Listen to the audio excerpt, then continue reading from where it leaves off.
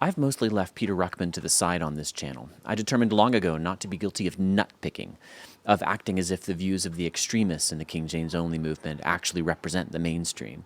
I've barely mentioned Sam Gipp, Gail Ripplinger, Bill Grady, Dr. Ruckman, and the other extreme King James Onlyists who are generally rejected by the mainstream independent fundamental Baptist King James Onlyists whom I care about. The closest I came was a video offering to help the mainstream avoid Ruckmanism, which is their constant stated desire.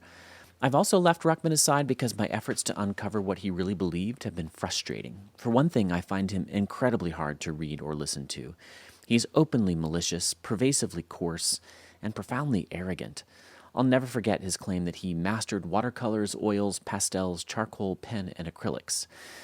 I'll resist the temptation to psychologize the man, but I must speak the truth. Peter Ruckman was vile and bizarre.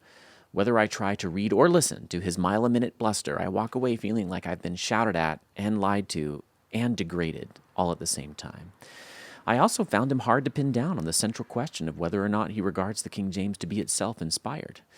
Now, this might surprise you. Dr. Peter Ruckman has the same degree I do from the same school, only he got his in 1955, 56 years before I got mine, and things changed a bit during the intervening years. One thing that did not change is that Bob Jones University, my and Ruckman's alma mater, was not and never has been King James only. My work follows in a decades-long line of BJU Bible faculty who have tried to excise the cancer of King James onlyism, not of the people, but of the doctrine, from the body of Christ. It's a great and sad irony that we trained the most infamous, notorious King James onlyist ever. Some of the most oft-repeated names in Ruckman's demented ravings were BJU leaders such as Bob Jones III, whom I know personally, and Stuart Custer. I asked Custer once about how in the world Peter Ruckman was permitted to graduate with a PhD from Bob Jones, even in 1955. Custer, who was normally a very gracious and kindly old man, got a look on his face I never saw him wear before or since. He did not give a good report about Ruckman's behavior or character during his time at Bob Jones in the 1950s. He and I both have no patience for Ruckman, and we have Bible reasons not to. Such divisive men are to be rejected, according to the New Testament. I concluded long ago, after reading a great deal of Ruckman's Bible Believers Bulletin, that Ruckman lived in open violation of multiple New Testament commands, most clearly the command to love one's neighbor. Ruckman never seemed to stop hating and mocking people who are clearly true Christians. Ruckman was ugly. But Ruckman was no dummy. Another sad irony is that Ruckman had to have graduate-level knowledge of Scripture to come up with some of the heretical ideas he's known for. And he did know his King James Bible. But I don't think he knew it as well as he thought he knew it. I haven't reached many of Ruckman's followers that I know of through this channel or my book, but the Lord has helped me persuade a few, and one of them, who was once truly dedicated to Ruckmanism, has sent me a list of places where Peter Ruckman himself was tripped up by false friends in the King James Version. I could not pass this up. This ex-Ruckmanite has also offered some very helpful insights into Ruckman's views and his appeal. Apologies for the long lead-up, but not sincere apologies. YouTube Analytics tells me that you've chosen to be here. This is your fault. The first false friend that got Ruckman is one I have not discussed on this channel. It's now false friend number 86 on my list. In fact, it's will worship. This phrase helps make an already difficult King James verse effectively impossible to read without help from advanced tools. Here's the paragraph. Wherefore, if ye be dead with Christ from the rudiments of the world, why, as though living in the world, are ye subject to ordinances? Touch not, taste not, handle not, which all are to perish with the using, after the commandments and doctrines of men, which things have indeed a show of wisdom, in will worship and humility, and neglecting of the body, not in any honor to the satisfying of the flesh. That's Colossians 2:20-23 in the King James. As I once asked a plowboy, what is a show of wisdom in will worship? I don't think I know that. I don't think I do either. If all you have is modern English and you're not attuned to how language can change, will worship can mean, I would think, only one thing, and Ruckman tells us that thing. The problem was a man with a puffed-up mind worshiping his own will.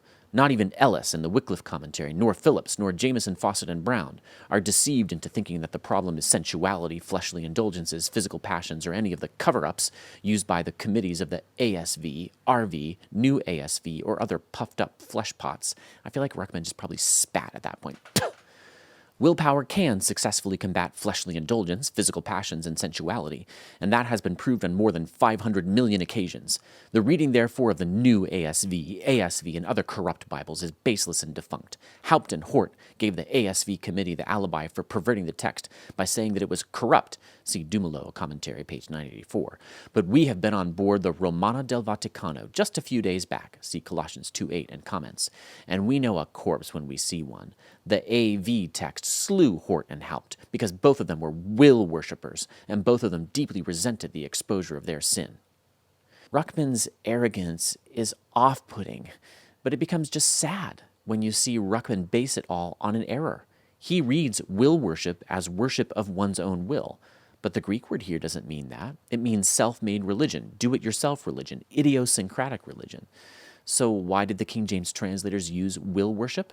As best I can tell, they were the first Bible translators to use this phrase in English. The Bishop's Bible that they were revising did not use it. Tyndale didn't. Coverdale didn't. Why did the King James?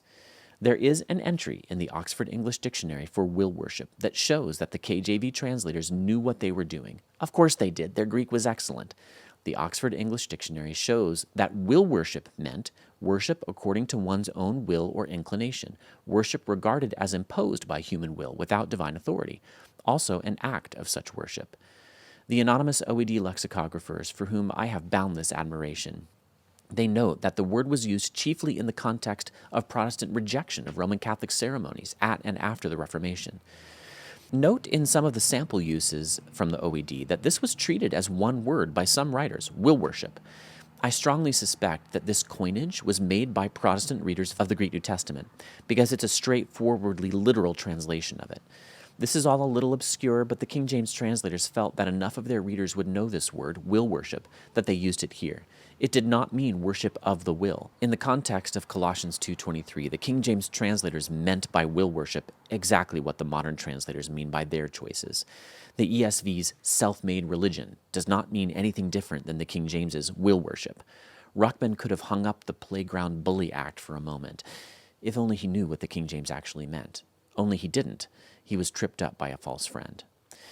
He does something similar with a second false friend that I've already talked about on this channel, mansion. When the King James translators have Jesus saying in John 14:2 that there are many mansions in his Father's house, they used a word that meant rooms in their day and means big opulent house in ours.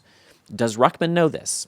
Here's what he says. At verse 2, the entire Alexandrian cult and the Scholars Union, along with every apostate fundamentalist in America who is organizing a wrecking crew, breaks down the gates of New Jerusalem and then destroys approximately 900 million transparent gold palaces, by any earthly standard. And following the Grand Old Opry's hillbilly song, Just Give Me a Cabin in the Corner of Gloryland, they replace them with some rooms built out of wood, hay, and stubble. I don't know how to read Ruckman quotes. I mean, is that right? If the Lord wasn't building a mansion for you, he would have told you. You wouldn't have needed some demon-possessed, backslidden, apostate Nicolaitan to tell you anything. I lack the energy to understand, let alone explain what Ruckman is on about when he turns to his insults. Nicolaitans aren't defined in Revelation, so Ruckman makes them a cipher for his fever dreams. Nicolaitan is the burnt sienna in the none-too-clever crayon box full of puerile mocking nicknames that Ruckman always trots out. He couldn't afford the 96 crayon box either. Learn his 24 and that's all you need. I want to mention here that Ruckman was even more prolific than I am. He went on and on, year after year. There may be some place somewhere where he acknowledges that what mansions meant in 1611 in English was not what it means today. I can't know what game he was playing. I trust him zero. All I know is what he said at certain times. And what he said was that mansions meant palaces. It didn't. Same goes for my classic false friend, study. From study to show thyself approved, 2 Timothy 2:15. This is our third example. In 1611, in that passage, it simply did not mean hit the books or devote time and an effort to acquiring knowledge. It meant be diligent, like the Greek word. Be diligent to show yourself approved. Does Ruckman know this? He says, the key to correctly understanding any passage in the Bible is found in 2 Timothy 2:15. Study to show thyself approved unto God, a workman that needeth not to be ashamed, rightly dividing the word of truth. Naturally, the new Bibles, including the new King James Version, all change the verse, so you will lose that key, either by not studying or not rightly dividing. He says, both the ESV and the RSV get rid of the only command in the entire Bible for you to study it. Not even the Jesuits, 1582, went that far. He says in this Ruckman reference Bible that I have here, every English version of the Bible since 1885, including the New King James from the TR, has perverted the verse and destroyed the only command in the Bible to study the Bible. The verse tells you what you are to study, how you are to study it, and why you are to study it. Again, I don't know if he means what he says or if he's playing a game in which he pretends not to know what study meant in 1611. All I know is what he says in the places I've quoted, provided to me by a very diligent and intelligent ex-Ruckmanite that I'll talk about later. And what Ruckman says is that study in 2 Timothy 2:15 meant in 1611 what it means today. It didn't. He's simply and clearly wrong. Another example, fourth, comes from a false friend I've dealt with on the channel. Let your moderation be known unto all men. Moderation in 1611, in a context like that one, did not mean a balance between two extremes. It meant mildness or clemency. It meant being reasonable with people, meeting them halfway, not insisting on the letter of every law, showing charity. It's a verse Ruckman violated in practically every single line of any given article in his voluminous Bible Believers Bulletin. He victimized needy people with a kind of braggadocious charisma that works on them. Again, I have no patience for this sin. I pray God did, that he has had mercy on Ruckman's troubled, angry soul. Did Ruckman know what moderation meant in 1611 in Philippians 4:4? This is what Ruckman said about modern versions that change the word moderation. Observe how the highly accurate and scientific text of the infallible King James Bible corrects all of the Greek texts on the word moderation. You see, every reference given above under moderation has the second coming of Christ in the immediate context. 1 Corinthians 7:31 was on the passing of this world system. 1 Thessalonians 4:13 was on the rapture. 1 Corinthians 7:29 was on the time being short. And 1 Corinthians 9:25 was dealing with rewards at the judgment seat of Christ. Moral, says Ruckman, any alteration of the word moderation to any other word destroys the entire verse, for the Lord is at hand as part of the verse. Since the Lord is at the point of returning and is on hand to return at any time, the word moderation is the only word which can properly describe the Christian's conduct where it is related to worldly sorrows, joys, and relationships. Ruckman did not mince words about the evangelical Bible scholars who changed the King James word here. Come to think of it, I don't know if Ruckman ever minced words. Minced words were never on the menu at Ruckman's restaurant. His insults were always served up in raw, unsophisticated hunks of uncooked meat, still dripping with blood and bile. Ruckman said, the dead orthodox apostates alter the word moderation to bring it into line with Aristotle's opinion about the word. Ruckman said, this is the modern approach of conservative scholars. That is, get rid of the Bible by any means possible. By altering the word moderation, every biblical truth connected with it was obliterated. Whew, it's hard to read. The ex-Ruckmanite who sent me this and all my examples, and who wishes to remain anonymous, made an excellent point, a profound one really, and it's on display here with Ruckman's comments about moderation. This ex-Ruckmanite said, in my background from Dr. Ruckman, every verse that has been changed in the modern versions did have a bearing on theology. We made it so. We had so much doctrine made off of misunderstandings of false friends, which is a problem to begin with, to make every verse have a bearing on theology. That by itself is a really profound point. Think about that. Because when modern translations change the wording of the AV, that's the authorized version, to something else, we would especially make the AV give you something special and secret that you can't find in the modern versions, hence necessitating one's use only of the AV. Basically, when the modern translations were just updating false friends, they actually were hiding special truth from you that you can only get in the AV. That's what we were taught. I couldn't tell you how shocked I was when I came across your videos and saw that was all a lie. And I and Dr. Ruckman were deceived and propagating misunderstandings of Scripture because of language change. Wow, that is insightful and sobering and humble and a great encouragement to me there at the end. And Ruckman clearly did what his former follower describes with the word moderation. Yet another false friend, number 5 in this video of 6, that trips up Ruckman is replenish, which is now number 87 on my list of King James false friends. I gave it a full treatment in my forthcoming book, KJV Words You Don't Know, Lexham Press 2025, but I'll give it a brief one here. Briefly, God tells Adam and Eve in Genesis 1:28 to replenish the earth. Now, replenish, that sounds to modern English speakers like he's telling them to fill it up again after it was previously depleted. It had once been full. Like replenishing the ice in the igloo cooler. You once had ice in there, it melted, now you need to fill it back up.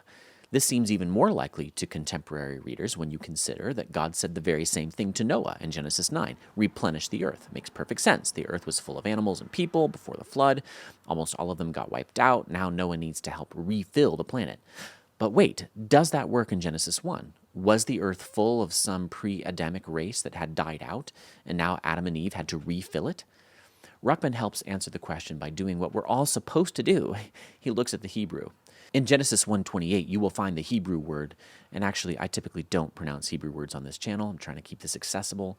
He says this is from another Hebrew word. He's right about that. It's translated as replenish in the authorized version. The word has disappeared from modern versions. On what grounds? On the grounds that the Hebrew and Chaldean lexicon said the word meant to fill, to be full, to be fulfilled, to make full, and to be completed. Formal correspondence. And you know, Ruckman's right. That's what the lexicons say because that's what the Hebrew word means. The word is very common in Hebrew. The King James itself translates the word with fill far, far more often than it uses any other word. It's used, for example, when God says of Bezalel in Exodus 31, I have filled him with the Spirit of God in wisdom and in understanding and in knowledge and in all manner of workmanship. Clearly, this means filling and not refilling. But Ruckman doesn't reference parallel passages. He has only Genesis 1:28's use of replenish in mind. He said, well, we have decided that in such cases it is God's intent to correct the Hebrew with the English. On what ground? Our opinions? No. Our preferences? No. Our scholarship? No. On what grounds? On the grounds of what the final authority already said about the Hebrew word before we read it. Adam replenished the earth. So did Noah. I don't know what Ruckman does with this theologically. I know that one of his followers, Robert Breaker, who has a huge following on YouTube, has repeated this argument in a video, at least one, and it's all based on a misunderstanding of King James English because replenish in 1611, according to the Oxford English Dictionary, means to stock or supply a place abundantly with people or animals. This is now rare, the OED says. The re in replenish was a prefix of intensification, not of redoing or repeating. I really loved talking about this word in my book, King James Words You Don't Know, which contains even more fascinatingly wordy, nerdy details. Number 6, in meekness instructing those that oppose themselves. I explained in a False Friends video not too long ago that this did not mean in 1611 what it sounds like to us today. And what does it sound like to us? Just what it sounded like to Peter Ruckman. In meekness instructing those that oppose themselves. The minister should be able to recognize when a man is blocking his own salvation or destroying himself unnecessarily. But that's not what the KJV phrase meant. It meant what the Greek means, those who set themselves in opposition to Timothy, not to themselves. Ruckman gets tripped up by this false friend elsewhere, too, when he comes across the same basic phrase in Acts 18:6, and when they opposed themselves and blasphemed. The man who rejects the gospel is a spiritual suicide, says Ruckman. Unless Ruckman is playing a game, he misunderstood this false friend in the King James. Ruckman said once, there are about 100 archaic words in the King James Version, and they are all listed in the glossary of the Cambridge Interleaved Bible. And 1/3 of these can be understood without a high school education. I personally tried them out on 3 classes of ministerial students in which there were some students having only an 8th grade education.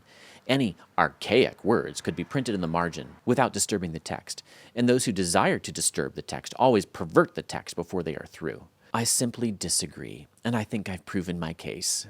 If even Ruckman was tripped up by false friends, perhaps Ruckman's followers have been unknowingly misled too.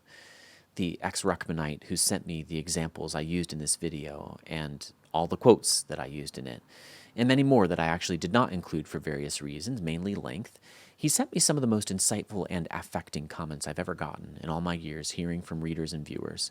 He's still in a Ruckmanite church, but now he understands his King James Version better and how to study it. He wrote me, your research on false friends has absolutely revolutionized my Bible study and appreciation for the AV. I, of course, was taught that the 1828 Webster Dictionary is more than sufficient. It now wounds my spirit to hear that, and to hear my pastor trip over false friends repeatedly in sermons. Last Sunday, it was 3 in 1 sermon. He gave specifics, which I have omitted to protect his identity. The following Monday, I asked him about another false friend, and he missed that too. Logos Bible Software is basically my wife, and I have access to the OED through my university library online database, so I use both daily, now in tandem. And I find false friends monthly at the very least. One of my favorite things to do is to go through Dr. Ruckman's commentaries and see him mock modern translations for differing from the AV, only to find out he's tripping over the AV and that it's actually saying the exact same thing as the modern versions. So while ostensibly upholding the AV, he's actually mocking it. This anonymous ex-Ruckmanite also said to me, "What I learned so preciously from you, Mark, was that I don't need to punt to correct the original language with the AV. There's no conspiracy here. I can harmonize the AV's renderings with God's words in the original languages and thereby defend the AV better than ever before. I don't need to obfuscate and run away from God's words in the original languages with the bogus cop-out excuse of there's no perfect Hebrew text in my hand, so there's no the Hebrew text or the Greek text." This brother is so right. There's no conspiracy, and I just have to read these words from this dear brother. The last ones I'll read from him. "Dr. Ward, I'm forever indebted to you. Thank you for helping me understand my Bible in its English. And thank you, anonymous ex-Ruckmanite, for doing the really hard work for this video. May the Lord bless your reading of his word and always increase your understanding of it.